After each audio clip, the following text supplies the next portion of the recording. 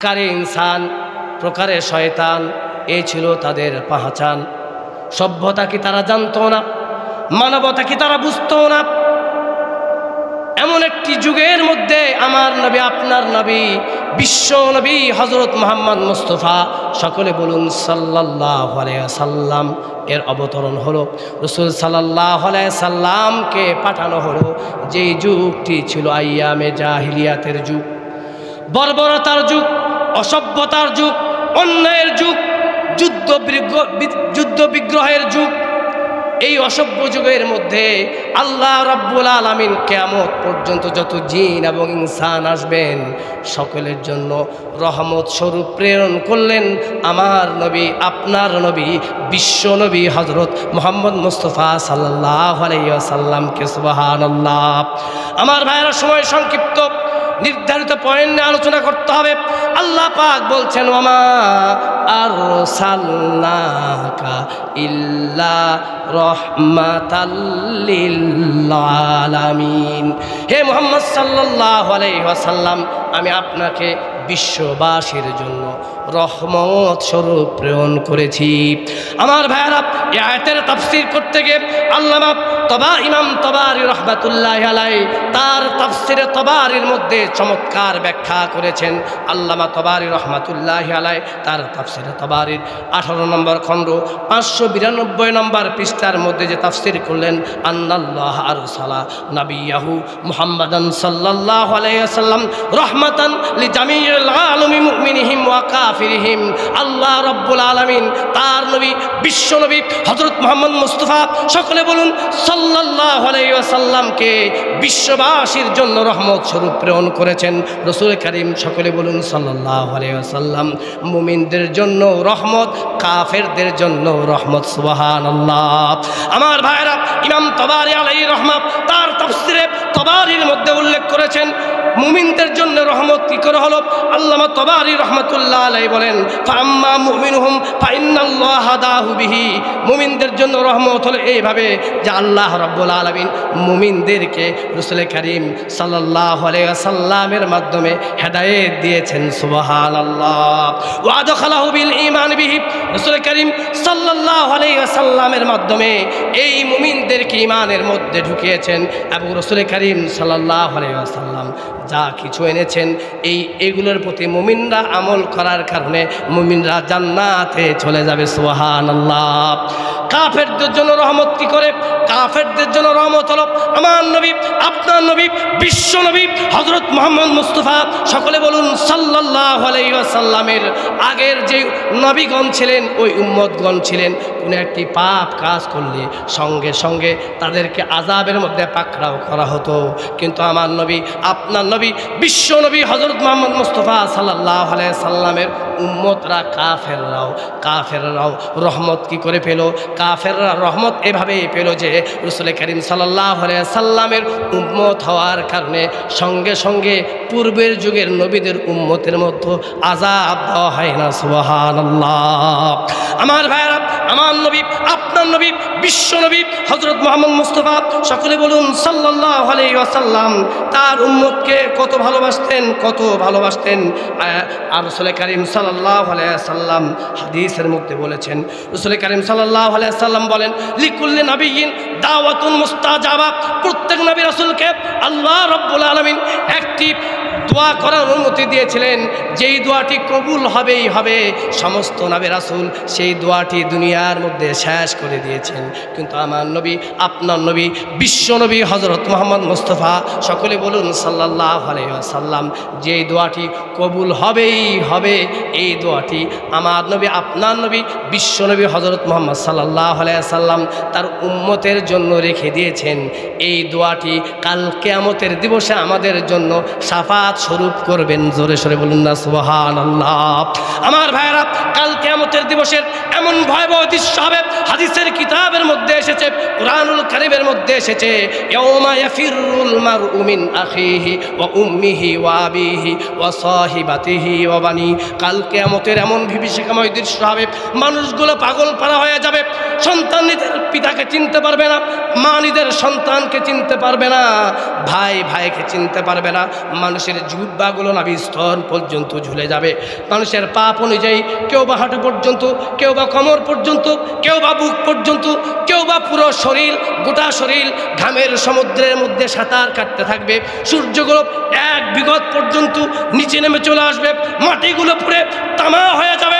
হাসরের ময়দানে জাহান্নামকে 70,000 ফেরেশতা দ্বারা রাখা হবে, জাহান্নামকে ধরা হবে একটি শিকলের মধ্যে। 70,000 ফেরেশতা থাকবেন। সাহাবেক হাদিসের কিতাবের মধ্যে এসেছে জাহান্নাম আল্লাহ রব্বুল আলামিনের কাছে দরখাস্ত করবেন, প্রভু হে, আমার একটি অংশ আরেকটি অংশকে খেয়ে ফেলছে, আমাকে একটু ছেড়ে দিন, আমি এক গ্রাসে সমস্ত সেই কিয়ামতের মানুষগুলোকে এক গ্রাসে খেয়ে ফেলবো। এমন অবস্থা হবে, মানুষগুলোর কোনো হুঁশ থাকবে না। হাদিসের কিতাবের মধ্যে এসেছে, হযরত আয়েশা রাদিয়াল্লাহু তাআলা আনহা বলেন, রাসূল করিম সকলে বলি সাল্লাল্লাহু আলাইহি ওয়াসাল্লাম হাদিসের কিতাবের মধ্যে বলেছেন, রাসূল একদিন বললেন, হে আয়েশা, কাল কিয়ামতের দিবসে সমস্ত মানুষগুলো উলঙ্গ অবস্থায় উঠবে। আয়েশা রাদিয়াল্লাহু তাআলা আনহা বলেন, ইয়া রাসূলুল্লাহ, ইয়া হাবিবাল্লাহ, এটি কোনো কথা হলো নাকি? একজন আরেকজনের অঙ্গকে দেখে ফেলবে। রাসূল করিম সাল্লাল্লাহু আলাইহি ওয়াসাল্লাম বলেন, হে আয়েশা, কিয়ামতের দিনটাকে তুমি কি এই পৃথিবীর দিনের মতো মনে করেছো নাকি? সেই দিনটি এমন দিন হবে, কারো কোনো হুঁশ দিশা থাকবে না। আমার ভাইয়ারা, সমস্ত মানুষগুলো পাগল পারা হয়ে একজোটে আমাদের আদি পিতা হযরত আদম আলাইহিস সালাতু ওয়াস সালামের কাছে যাবেন। আদম আলাইহিস সালাতু ওয়াস সালামকে বলবেন, আপনি হলেন আমাদের আদি পিতা, সুতরাং আপনি আমাদের জন্য আল্লাহ তাআলার কাছে প্রার্থনা করুন। হযরত আদম আলাইহিস সালাতু ওয়াস সালাম বলবেন, আমি পারবো না, কারণ আল্লাহ রাব্বুল আলামিন আমাকে একটি নিষিদ্ধ গাছের ফল খেতে নিষেধ করেছিলেন, আমি সেই গাছের ফল খেয়েছি, আমি পারবো না। আমার বন্ধুরা, সংক্ষিপ্ত আকারে বলি, এরপরে হযরত নূহ আলাইহিস সালাতু ওয়াস সালামের কাছে যাওয়া হবে। হযরত নূহ আলাইহিস সালাতু ওয়াস সালাম বলবেন, না না, আমি পারবো না, কারণ হলো আমি আমার উম্মতের বিরুদ্ধে বদদোয়া করেছি। এভাবে হযরত ইব্রাহিম আলাইহিস সালাতু ওয়াস সালামের কাছে যাওয়া হবে। হযরত ইব্রাহিম আলাইহিস সালাতু ওয়াস সালাম বলবেন, আমিও পারবো না, বাধ্যতা আমি 3টি মিথ্যা কথা বলেছি, আসলে এগুলো মিথ্যা নয়, সময় সংক্ষিপ্ত, এগুলোর ব্যাখ্যা দেওয়ার সময় নাই। এক পর্যায়ে হযরত ঈসা আলাইহিস সালাতু ওয়াস সালামের কাছে যাওয়া হবে। হযরত ঈসা আলাইহিস সালাতু ওয়াস সালাম বলবেন, আমি তো আরই পারবো না, কেননা বিশাল যে খ্রিস্টান বাহিনী আছে, এই সমস্ত লোকেরা বলে আমি নাকি আল্লাহর পুত্র, আর আমার মা মারিয়াম আলাইহিস সালাতু ওয়াস সালাম নাকি আল্লাহর স্ত্রী, আমি পারবো না। অগত্য অনুপায় হয়ে সমস্ত মানুষগুলো আমার নবী, আপনার নবী, বিশ্ব নবী হযরত মুহাম্মদ মুস্তাফা সাল্লাল্লাহু আলাইহি ওয়াসাল্লামের কাছে যাবে। আমার নবীর কাছে যখন আমরা যাব, আমার নবী রাসূল করিম সাল্লাল্লাহু আলাইহি ওয়াসাল্লাম মাকামে মাহমুদের মধ্যে আল্লাহর কুদরতি পায়ের মধ্যে সাজদায় পড়ে যাবেন। হাদিসের কিতাবের মধ্যে এসেছে, রাসূল করিম সাল্লাল্লাহু আলাইহি ওয়াসাল্লাম বলেন, ও আমার উম্মতেরা, মাকামে মাহমুদের মধ্যে আল্লাহর কুদরতি পায়ের মধ্যে সাজদার মধ্যে পড়ে গিয়ে আমি আল্লাহ রাব্বুল আলামিনের এমন প্রশংসামূলক কথা বলবো, ইতিপূর্বেও এমন প্রশংসা আমার মুখ থেকে বের হয়নি, ভবিষ্যতেও এমন প্রশংসা আমার মুখ থেকে বের হবে না। জোরে সরে বলুন না সুবহানাল্লাহ। আল্লাহ রাসূল সাল্লাল্লাহু আলাইহি ওয়াসাল্লাম বলেন, মাকামে মাহমুদের মধ্যে আল্লাহর কুদরতি পায়ে আমি সাজদায় অবনীত হব, এরপরে আল্লাহর প্রশংসা করব। আল্লাহ রাব্বুল আলামিন আমাকে ডেকে বলবেন, ইয়া মুহাম্মদ ইরফা রাসাক, মুহাম্মদ তোমার মাথা উঠাও, তোমার মাথা উঠাও, তুমি আমার কাছে যা চাইবে আমি আল্লাহ রাব্বুল আলামিন তোমাকে তাই দান করব। জোরে সরে বলুন না সুবহানাল্লাহ। আমার রাসূল বলেন, ওই যে সমস্ত নবী রাসূলদেরকে একটি স্পেশাল দোয়া দেওয়া হয়েছিল, সমস্ত নবী রাসূল দুনিয়ার মধ্যে সেই দোয়াটিকে শেষ করে দিয়েছেন, সেই স্পেশাল দোয়াটি আমি আল্লাহ তাআলার কাছে করব আর বলবো, উম্মতি উম্মতি উম্মতি, আল্লাহ আমার উম্মতের কি হবে, আমার উম্মতের কি হবে, আমার উম্মতের কি হবে। জোরে সরে বলুন না সুবহানাল্লাহ।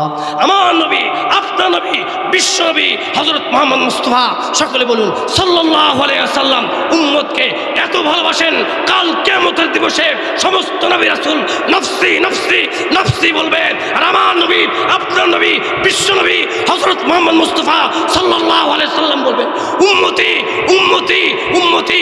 সুতরাং এমন নবী পেয়ে আমরা খুশি না বেজার? মুসলমান আওয়াজ দিয়ে বলতে হবে, খুশি না বেজার?